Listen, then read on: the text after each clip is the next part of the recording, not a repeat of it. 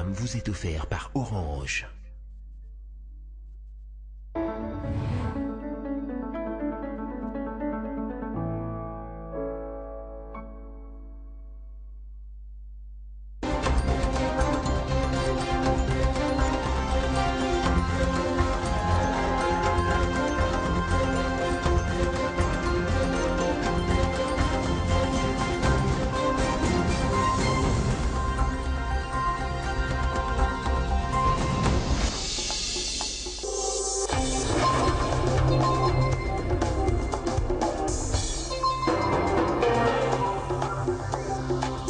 Au sommaire de ce journal, examen d'État édition 2015-2016, la publication des résultats a débuté ce mercredi 6 juillet. 16 lauréats ont été honorés par le Premier ministre Matata Ponyo à l'hôtel du gouvernement et l'inspecteur provincial de la police ville de Kinshasa, le général Célestin Kanyama, appelle les lauréats au respect de l'ordre public. Protection des sites agricoles dans la capitale congolaise, les autorités municipales et les chefs coutumiers sont appelés à s'impliquer pour lutter contre les spoliations à répétition des terres agricoles à Kinshasa. C'est l'objectif du forum sur la sécurisation des sites agricoles ouvert ce mercredi par le gouverneur de la ville, André Kimbuta Yango. Encore une compatriote tuée en Inde, Cynthia Vessel aurait été battue à mort, dépecée puis incinérée par son mari de nationalité indienne dans la nuit du 2 au 3 juillet. Une crise de jalousie serait à la base de ce crime. Nouvelle session d'information sur Télé 50. Bienvenue à tous. Revenons sur la tournée du chef de l'État en province. Débutée le 13 juin dernier, Joseph Kabila a entamé sa tournée dans la province du Haut-Katanga. Une tournée qu'il a bouclée le 2 juillet dans la province du Maniema dans le cadre des festivités marquant le 56e anniversaire de l'indépendance de la RDC.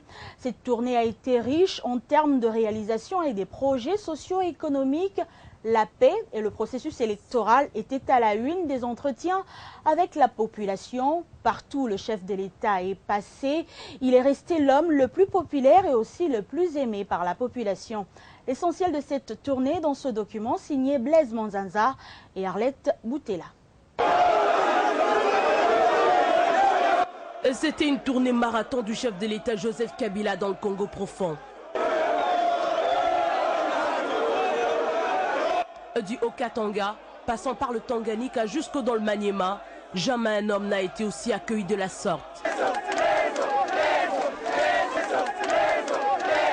Le voici d'abord ici à Lubumbashi, très détendu, un sourire aux lèvres, dans une ambiance parfaite, avec une population surexcitée. Même exercice à Kalemi, chef-lieu de la province du Tanganyika, une foule compacte, l'atmosphère est alors électrique. À Kindu, Joseph Kabila a encore fait parler de lui.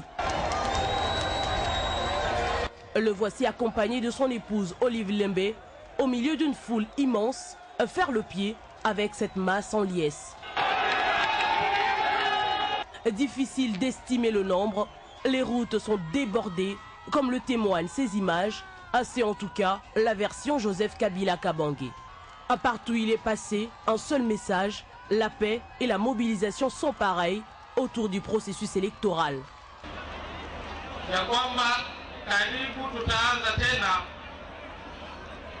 Na processus électoral ina maana gani?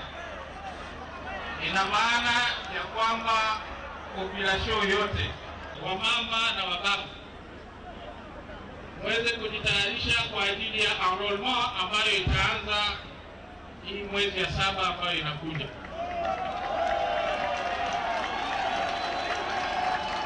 Niko nasikia watu wanasema nini tena, guverneur alikuwa anasema Udumu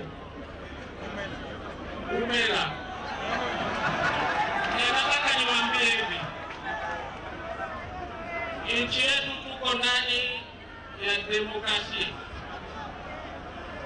na hiyo demokrasia ina maana kwamba tutafanya uchaguzi ndani ya hii nchi. Au prophète de malheur et ennemi de la paix, Joseph Kabila a livré un message clair. Wale wote ambao sasa hivi bado wanaendelea kututisha, wanatuambia kama hakuna uchaguzi damu itamwagika, Wakifika hapa mnawauliza damu ya nani itamwagika.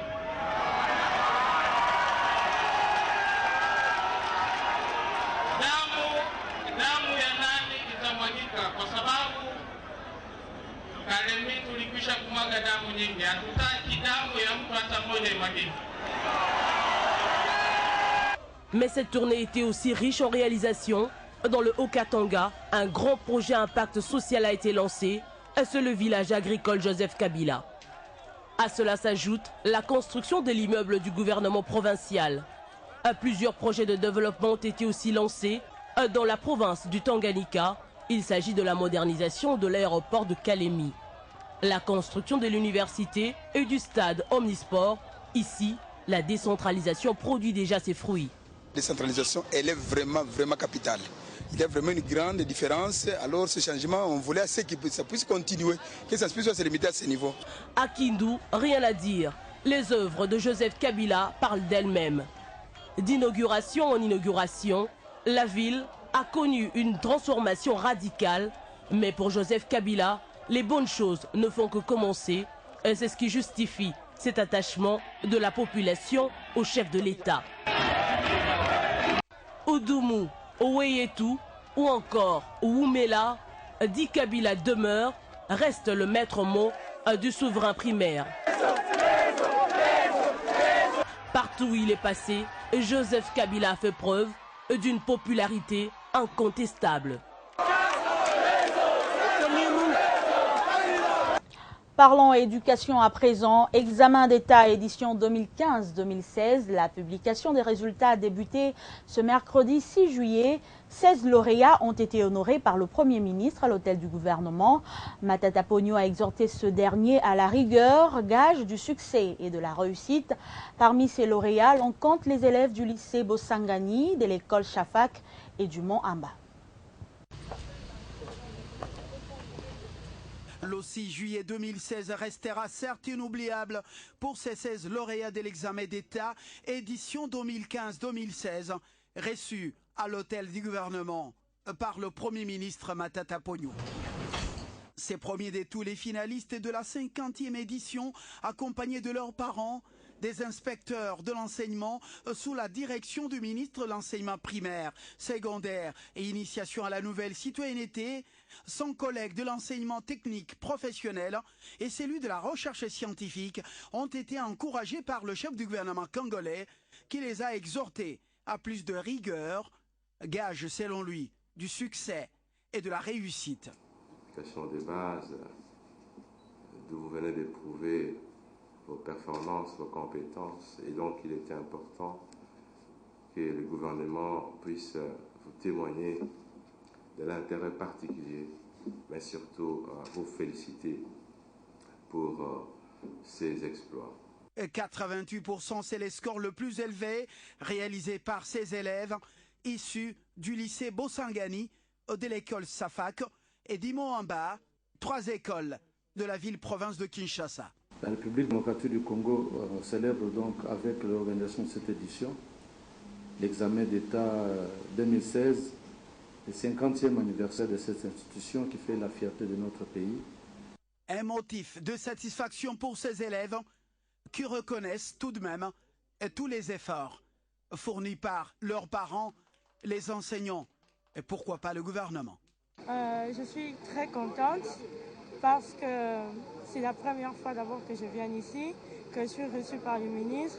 Et je suis d'abord très fière de moi-même parce que j'ai donné le meilleur de moi durant toute cette année. Et j'ai vu que tous mes efforts ont payé. Je remercie aussi mon école parce que c'est grâce à eux que je suis là. Ils m'ont très bien formée. Je remercie mes parents parce qu'ils m'ont toujours encouragée. Ils ont toujours été là derrière moi pour me dire vas-y, vas-y, tu peux. Je remercie Dieu aussi. Je ressens vraiment une très grande joie de voir que les efforts fournis durant toute l'année ont payé à ce jour. C'est vraiment une grande joie et j'aimerais remercier d'abord Dieu, le créateur de toutes choses, pour l'intelligence donnée, ainsi que mes parents également, pour l'éducation qu'ils m'ont donnée. Très contente d'être ici. C'est un grand honneur pour moi d'être reçue aujourd'hui par le ministre. Je voudrais tout d'abord remercier le Seigneur parce qu'il m'a donné la force, l'intelligence et les capacités nécessaires pour pouvoir accomplir ce que j'ai accompli en ce jour. C'est depuis le 23 juin dernier que les élèves finalistes ont terminé les épreuves de la session ordinaire de l'examen d'État sur l'ensemble du territoire national.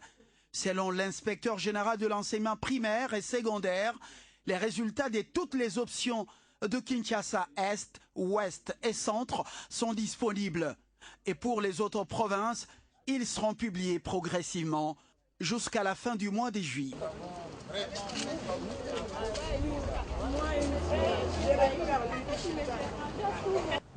Et en rapport avec la publication des résultats des examens d'État édition 2015-2016, l'inspecteur provincial de la police ville de Kinshasa, le général Célestin Kanyama, appelle les lauréats au respect de l'ordre public et aux parents des finalistes d'appeler les enfants à fêter dans le calme.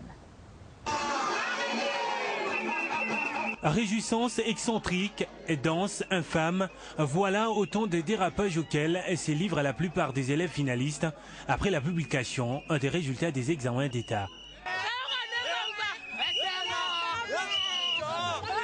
Des actes qui frisent les respectueux et que la police nationale congolaise n'attend plus et laisser se reproduire.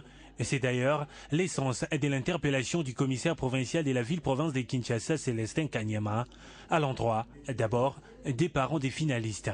Nous venons attirer l'attention des parents de pouvoir bien encadrer les finalistes, aux parents d'être à la hauteur de leurs responsabilités, à défaut de quoi la police fera son travail. Ce n'est pas une occasion pour déchirer les habits sur la voie publique et créer des scandales. Là, nous ne pouvons pas tolérer. Quant aux élèves, cette mise en garde est donnée. Nous anticipons déjà féliciter pour ceux qui ont satisfait et qu'ils doivent éviter les actes barbares sur la voie publique, puisque la police est là pour mettre de l'ordre. La police doit toujours avertir pour éviter les pires après. Puisque quand on arrête, on n'a pas besoin des interventions, il faudrait qu'il laisse aussi la police faire son travail. Puisque vous êtes arrêté et on va vous déférer devant des instances judiciaires. C'est comme ça que ça se passe. La publication des résultats de cette 50e édition débute ce mercredi 6 juillet et selon le ministre de l'enseignement primaire secondaire et initiation à la nouvelle citoyenneté Maker Mwango. 629 000 candidats y ont pris part. Autre chose à présent, les voix s'élèvent déjà à Kinshasa pour saluer la démarche du groupe de soutien au dialogue. Et lors d'un point de presse tenu mardi, la présidente du Mouvement national des démocrates libéraux, Rita Ntsiei, a appelé la classe politique à la responsabilité. Suivez. En cette occasion où nous célébrons le... Il a été on ne peut plus clair sur la position de son parti face aux enjeux de l'heure et n'a aménagé aucun bord politique face au blocage que connaît le dialogue politique imminent en République démocratique du Congo. Nous saluons la volonté du chef de l'État d'organiser les dialogues tels qu'annoncé lors de son séjour dans la province d'Imaniema, précisément à Kindu. Nous sommes toujours d'avis qu'il est nécessaire de soutenir le travail du facilitateur, M. Eden Kodio. Le MNDL encourage la démarche du groupe de travail qui s'effectue actuellement à Addis Abeba dans l'objectif de concilier le point de vue des uns et des autres. Pour Rita Ntsiei, présidente de ce mouvement, l'annonce du début de l'enrôlement des électeurs faite par le chef de l'État est bel et bien une bonne nouvelle. Quant à la CENI qui est déjà à pied d'œuvre, elle mérite bien des encouragements. Cet organe technique d'appui à la démocratie qui a une responsabilité et une charge devant la nation congolaise et le monde, nous l'encourageons à s'investir pour un résultat escompté tout en invitant la population à s'enrôler massivement afin de se choisir ses dirigeants. Autant nous accordons une importance majeure et primordiale aux présidentielles et législatives, autant il est impérieux que des élections soient organisées à la base. Face à la crise de l'heure, chacun doit prendre ses responsabilités, a-t-elle dit, pour que l'issue 2016 soit heureuse pour la nation congolaise. La ville de Kinshasa veut protéger tous ses sites agricoles. Les autorités municipales, les chefs coutumiers sont appelés à s'impliquer dans cette action pour lutter contre les spoliations à répétition des terres agricoles dans la capitale congolaise. C'est l'objectif du forum sur la sécurisation des sites agricoles lancé ce mercredi par le gouverneur de la ville, André Kimbuta Yango. L'hôtel de ville, à travers le ministère provincial de l'agriculture, veut sensibiliser les uns et les autres sur ce phénomène décrié par la population quinoise. Trop, c'est trop. Trop, c'est trop. 3 mots du gouverneur de la ville de Kinshasa qui traduisent son ras-le-bol face à un phénomène dont il est le premier à recevoir les plaintes. Cette activité criminelle qui a trop duré doit prendre fin. Occasion pour André Kimbuta de dire toute sa détermination à combattre l'une des pratiques décriées et mettre devant leurs responsabilités chefs coutumiers et bourgmestres. Qu'on se le dise, ce fléau est notamment causé par l'incivisme de certains chefs coutumiers qui vendent illégalement des portions de terre dédiées à l'activité agricole en complicité avec certains bourgmestres ainsi que certains responsables militaires de la police nationale et des instances judiciaires. Pourtant, le gouvernement provincial avait déjà manifesté sa ferme volonté à booster la production agricole locale. Mais l'une des pierres d'achoppement est bien ce phénomène. Tout cela risque de rester une chimère si des dispositions ne sont pas prises au fin d'enrayer l'un des fléaux majeurs qui gangrènent le secteur agricole dans la ville de Kinshasa. Une initiative qui a vite trouvé une forte adhésion. La ville gagne beaucoup.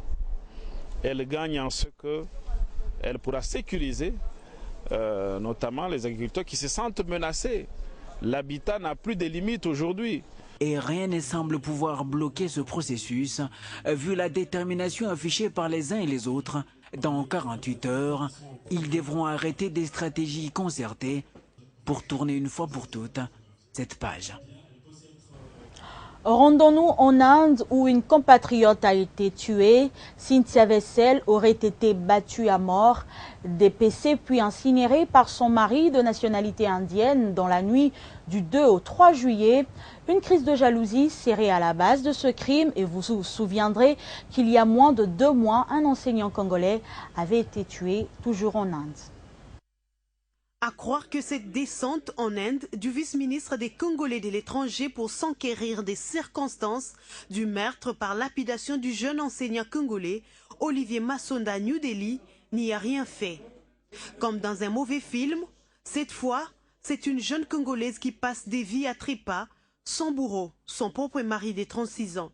Selon le site d'information voiceofcongo.net qui a relayé cette triste nouvelle, c'est vers 3 h du matin dimanche dernier que l'irréparable est arrivé après dispute entre les deux conjoints. Voulant dissimuler son forfait, le mari a littéralement dépecé sa pauvre femme dans le but de l'incinérer sans trace. C'est là qu'il s'est fait surprendre. Il a dû pour cela transporter le corps aux abords de la ville de Madampally. Témoignage ici d'un officier de la police locale. Il a coupé le corps en morceaux avec un couteau et une hache, l'a placé dans un sac et a quitté la maison dans une voiture. Rupesh a versé de l'essence qu'il portait et mis le feu au corps. Les villageois ont trouvé le corps brûlant et attrapé l'assassin. Antoine Boyamba, vice-ministre des Congolais de l'étranger, a confirmé cette mort tragique via sa page Facebook. Cynthia Vessel, congolaise, vient d'être tuée en Inde par son mari et père de son enfant de 8 ans, mort survenue suite à une dispute conjugale. Le mari, pris de panique, a tenté de faire disparaître le corps. Il a été dénoncé par le voisin. Le mari est aux arrêts. Notre ambassade nous tient informés de la situation. Selon la même source, Rupesh, l'Indien, et sa femme Cynthia, la Congolaise, se sont connus à Kinshasa en 2008 avant de quitter le pays pour l'Inde 4 ans plus tard. 2 juillet, c'est la date de naissance de Patrice Emery Lumumba, le tout premier Premier ministre du Congo indépendant. Mais on en parle rarement. La date de son assassinat, le 17 janvier, ayant le plus marqué le Congo et le monde. Cette année, la fondation qui porte son nom organise le samedi 9 juillet au Stade des Martyrs à Kinshasa une journée Lumumba pour la jeunesse congolaise. L'événement se veut sportif et pour en savoir plus, nous recevons dans ce journal la responsable de communication de la fondation Patrice Emery Lumumba, Adrienne Chité. Bienvenue. Oui, bonjour madame. On parle de Patrice Emery Lumumba et puis la date du 17 janvier, on en parle toujours. Pourquoi aujourd'hui la Fondation va se focaliser sur la date de sa naissance, le 2 juillet? Tout simplement parce que le 2 juillet, c'est la date de naissance de Patrice Lumumba. Donc on a choisi de fêter plutôt sa mémoire que de fêter la date du décès, de son assassinat. Alors, quel objectif poursuit la Fondation Patrice Emery Lumumba à travers la journée Lumumba pour la jeunesse congolaise?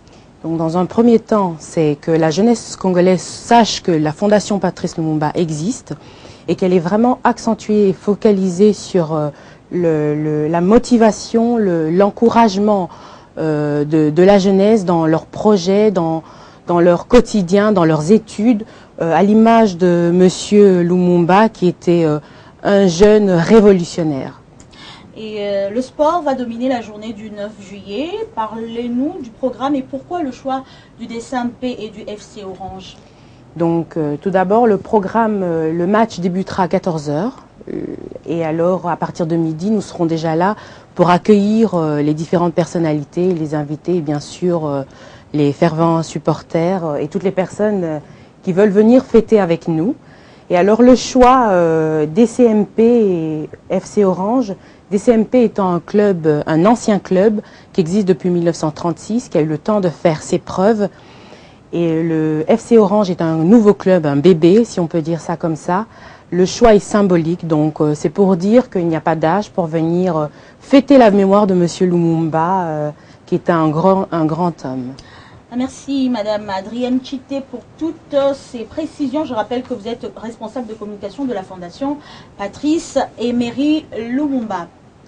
Poursuivons ce journal, les musulmans célèbrent ce mercredi 6 juillet la fin du Ramadan.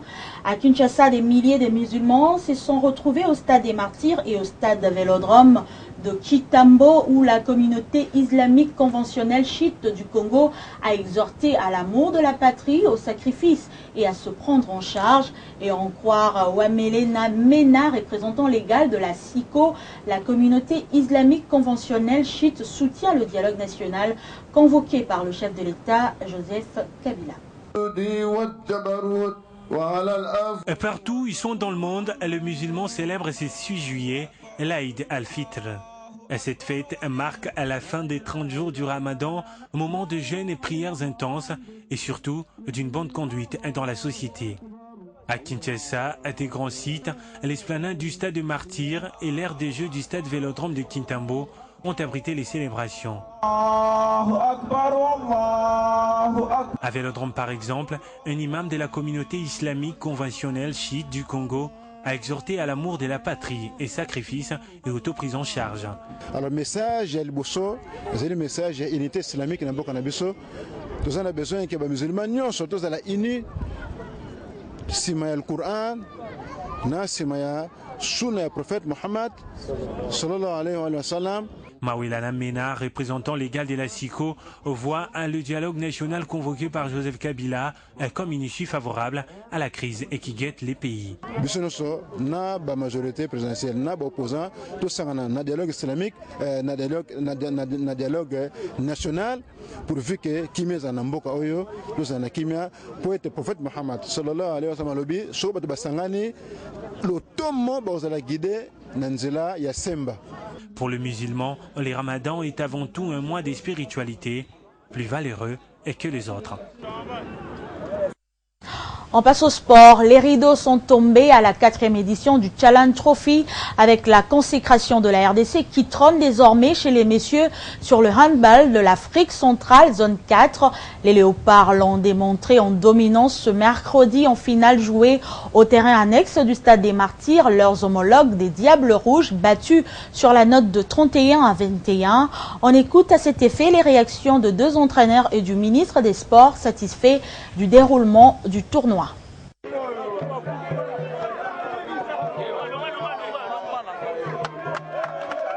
Sentiment makasi papa ndenge na sali eloko na sali monto andimité menga moko na motema na nga na ndimi parce que nayebi comment na préparer équipe na ngai en fonction ya ba adversaire, chaque adversaire na préparé na ndenge na ye. C'est pourquoi on a gagné tous les matchs facilement sans problème. Oui, équipe est bien en tout cas. Mon souci, c'est gagner les matchs. C'est ça, mon souci. L'adversaire, c'est pas pour le moment. Adversaire, autre, bon, adversaire, c'est bon. Il y a que coaching. Coaching n'a entraîné, c'est deux choses différentes. Ben, il faut reconnaître que le niveau a été très haut. Une bonne équipe de la RDC qui a pris le dossier sur nous. Une victoire très logique de la RDC et franchement nous respectons le niveau qu'a atteint la RDC. Je pense que la compétition avait un niveau élevé, surtout du côté de messieurs.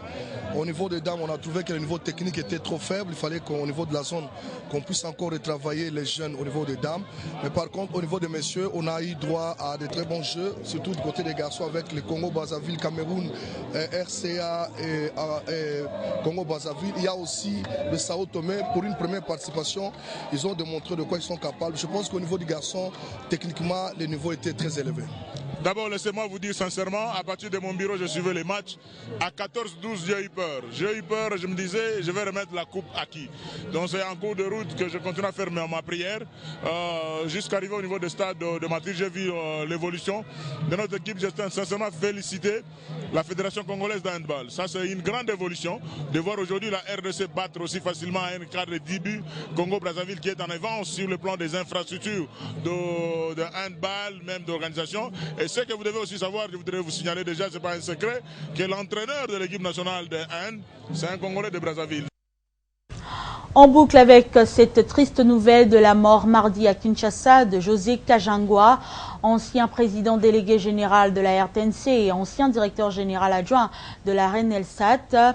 José Kajangwa était le compagnon de Laurent Désiré Kabila depuis l'avènement de l'AFDEL jusqu'à la prise du pouvoir à Kinshasa. L'ancien idéologue de ce mouvement était avant son décès au cadre du PPRD. Reçu le 17 mai dernier dans le magazine Entrevue par Fabien Lumbala sur Télé 50, José Kajangwa est resté fidèle et loyal à sa famille politique, comme il l'avait affirmé dans cette interview. Suivez. La symbiose même du temps de Mzee, il l'avait fait. Rappelez-vous que lorsque Mzee a pris le pouvoir, il a fait appel à d'autres personnes qui ont joué de rôles clés auprès du maréchal. Je donne un exemple. Sakombi Inongo. Vous avez vu d'autres personnalités comme le docteur Sonji, vous avez eu comme les Yagi Sitolo, vous avez d'autres personnalités comme Moreno Kinkela. Et c'est pour vous dire qu'il avait mis de côté ses camarades, pas du tout. Ici aujourd'hui, c'est la même symbiose que Joseph fait en prenant des patriotes qui ont, n'est-ce pas, l'amour de la patrie, en les associant avec certains camarades qui ont accompagné Joseph, tout comme Mzee, dans cette lutte. Donc, il y a symbiose avec ceux-là qui étaient bien, parce que Mzee avait dit, parmi ceux-là, il y a des patriotes.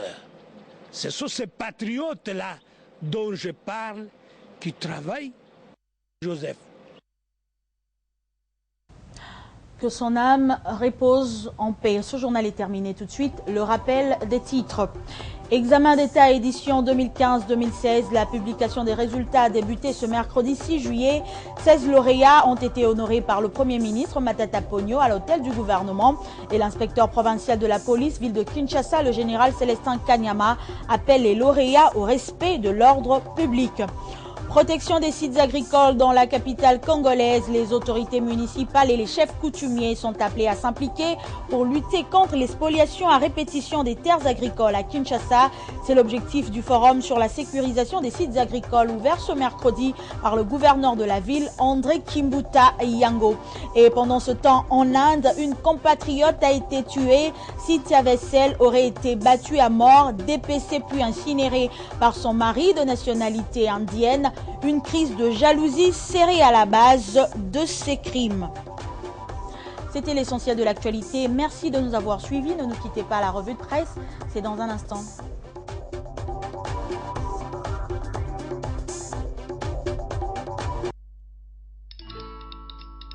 Dans la vie, nous avons tous des rêves,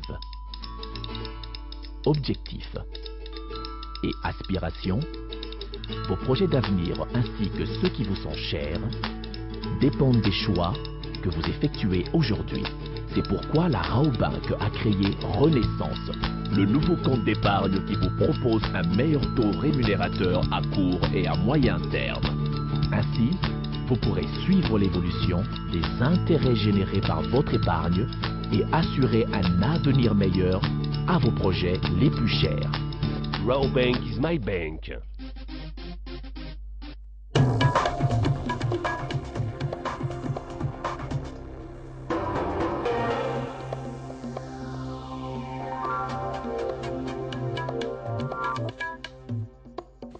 Arlette Boutella nous a rejoint sur ce plateau pour la revue de presse. Bienvenue. Merci Grâce à Lambeau. À la une de votre revue, la course. Eh bien, c'est le titre du rasoir de la prospérité, la recherche et l'obtention du panel des facilitateurs pour accompagner Kodjo témoignent de leur détermination à voir la communauté internationale piloter ses assises. L'autre camp, c'est-à-dire le pouvoir en place et la frange de l'opposition qui partage vraisemblablement la position de la majorité, s'inscriront inévitablement en faux. Pour cet éditorialiste, c'est évident. Alors que faire puisque Kabila a annoncé le dialogue pour ce mois de juillet? Le groupe de soutien à la facilitation est venu enfoncer le clou en estimant que ce dialogue devra se tenir avant fin juillet. C'est véritablement dans une course contre la montre que s'est engagé le groupe de soutien à la facilitation. Il sera question de convaincre non seulement l'opposition congolaise de Genval, mais aussi les autres parties prenantes, parce que la fin du mois de juillet, c'est dans 24 jours. Le dialogue peut-il se tenir sans Étienne Tshisekedi, s'interroge Géopolis. Le tri-hebdomadaire a interrogé quelques politiques, notamment Alain Atundou. Pour le porte-parole de la MP, oui, le dialogue se tiendra car il ne peut pas prendre le pays en otage. Franck Diongo répond par la négative. Le dialogue ne peut pas se tenir sans Tshisekedi parce qu'il est le chef de l'opposition en tant que président du Conseil de sages. Il incarne les valeurs et Steve Mbikai, pas aussi intransigeant, il estime que le dialogue n'est pas une obligation, mais il est important de continuer à négocier avec lui pour l'insérer dans la dynamique. Quoi qu'il en soit, conclut Forum de Zas, grâce réunis à Addis Abeba, l'ONU, l'Union européenne, l'Union africaine, l'EIF, la MONUSCO, la CIRGL et la SADC sont décidés à mettre sur orbite ce forum de tous les espoirs. On finit avec le sport. Arlette Boutella, Florent Ibengue. Tient à bâton rompu face à la presse sportive, comme le décrit cette caricature de Forum de Zas. Ibengue scandant 3 points avec les Léopards, la CAN 2017, les éliminatoires du Mondial 2018 et les 6 mois d'arriéré de salaire. Des points qui ne font pas fléchir le sélectionneur à double casquette. L'avenir note que Florent Ibengue précise: je reste dans l'équipe nationale et dans V-Club, n'en déplaise à tous ceux qui aimeraient le voir abandonner l'un ou l'autre poste, en précisant que son interview à la fin du match Charque 11 contre V-Club de la 12e journée du play-off a été mal interprétée par l'opinion. Sélectionneur oui, mais avec une nouvelle stratégie pour le recrutement. Christian Sengui Biembe, nommé deuxième assistant de Florent. La référence plus de préciser que Christian Sengui, jusque-là été sélectionneur des Léopards de moins de 23 ans, rejoint l'équipe A avec comme mission principale s'occuper des joueurs évoluant en Europe. La manchette revient, elle, sur le tirage au sort. Un tirage plutôt difficile. Pour le coach, il n'y a pas d'équipe qui domine l'autre, bien qu'étant une des favoris de la compétition qui sera aux côtés de la Tunisie, la Libye et la Guinée-Conakry pour les éliminatoires du Mondial 2018. Mais les médaillés d'argent de la CAN 2014 rêvent plus grand et l'avenir le résume bien. Nous avons l'envie d'aller à la Coupe du Monde Russie 2018. Et pourquoi pas rafler le sacre de la CAN 2017. C'était l'essentiel de votre revue de presse. Merci Arlette. Je vous en prie, grâce à l'amour. C'est la fin de la revue de presse. Merci de votre attention soutenue. L'info est en continu au www.tele50.com.